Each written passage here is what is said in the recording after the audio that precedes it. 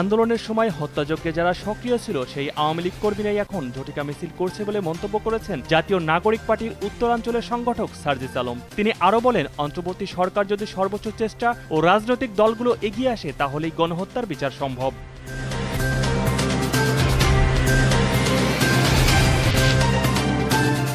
খেলাফত মজলিস ও Bangladesh labour পার্টির সঙ্গে বৈঠক করে দল দুটির মতামত নিয়েছে জাতীয় ঐক্যমত্য কমিশন। বৈঠকে সভাপতিত্ব করেন ঐক্যমত্য কমিশনের সহসভাপতি অধ্যাপক আলী রিয়াজ।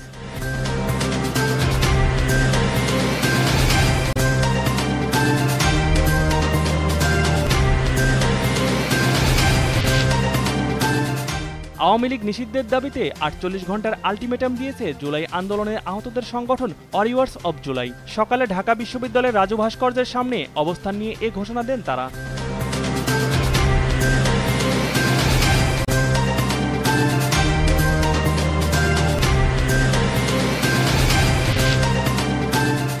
তুরস্কের ইস্তাম্বুলের মেয়র একরেম ইমামোগলুর গ্রেপ্তারের দাবিতে দেশটির বাণিজ্যিক কেন্দ্র ইস্তাম্বুলে টানা তৃতীয় দিনের মতো প্রতিবাদে লাখো মানুষের সঙ্গে যোগ দিয়েছেন বিশ্ববিদ্যালয়ের হাজার হাজার শিক্ষার্থী।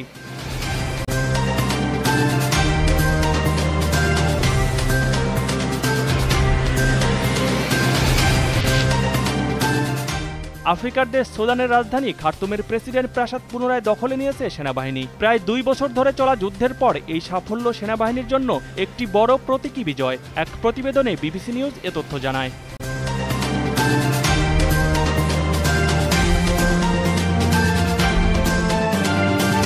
পরিমাণের সঠিক খাবার পেতে তাই আজই অর্ডার করুন ফুডি অ্যাপে।